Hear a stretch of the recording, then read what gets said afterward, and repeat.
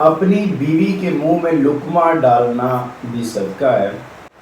نبی کریم صلی اللہ علیہ وآلہ وسلم کی حدیث ہے، امام بخاری نے اس کو اپنی صحیح کے اندر کتاب الایمان کے اندر بیان کیا۔ حضرت سعد بن ابی وقاص رضی اللہ تعالیٰ عنہ بیان کرتے ہیں کہ نبی مکرم صلی اللہ علیہ وآلہ وسلم نے ارشاد فرمایا، بے شک تو جو کچھ خرچ کرے اور اس سے تیری نیت اللہ رب العالمین کی رضا حاصل کرنی ہو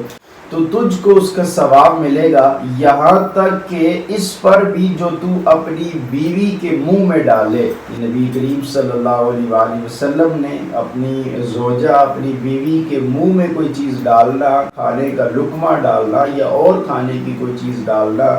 اس کے اوپر بھی نبی کریم صلی اللہ علیہ وآلہ وسلم نے ثواب کی خوشخبری ارشاد فرمائی ہے اور ثواب کی بشارت ارشاد فرمائی ہے، کیونکہ جو انسان کی شریک حیات ہوتی ہے، جو بیوی ہوتی ہے،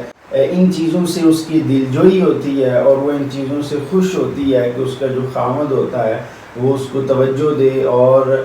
خود اس طرح کے معاملات کے اندر وہ اپنی ذاتی دلچسپی اور محبت کا اظہار کرے۔ اور چونکہ پھر میاں بیوی کا جو ریلیشن ہوتا ہے اس میں محبت، خلوص اور پیار جو ہے یہ بہت زیادہ معنی رکھتا ہے۔ پھر دوسرا اس کے اوپر چونکہ نیت کا بڑا عمل دخل آ جاتا ہے، پھر آقا کریم صلی اللہ علیہ وسلم کی حدیث ہے کہ انما الاعمال بالنیات، اعمال کا دار و مدار جو ہے وہ سارے کا سارا نیتوں کے اوپر ہے۔ تو اگر نیت اچھی ہوگی تو اس کے بعد اگر ہم اپنی بیوی کے منہ کے اندر لقمہ ڈالیں گے تو اس کے اوپر بھی ہمیں ثواب ملے گا۔ حالانکہ یہ انسان کی ذمہ داری ہے، اس کے اخلاقی فرائض میں یہ چیز شامل ہے، لیکن اگر وہ اس سے بھی اللہ تعالیٰ کی رضا حاصل کرنا چاہے گا کہ یہ میرے ماتحت ہے، میری ذمہ داری ہے، میرا اس کے ساتھ ایک خاص تعلق ہے، یہ میری زوجیت کے اندر ہے، اور اس سے وہ اللہ تعالیٰ کے قرب اور اللہ تعالیٰ کی رضا حاصل کرنا چاہے تو یقیناً اپنی بیوی کے منہ میں لقمہ ڈالنے کے اوپر بھی اللہ تعالیٰ اس کو اجر اور ثواب عطا فرمائے گا۔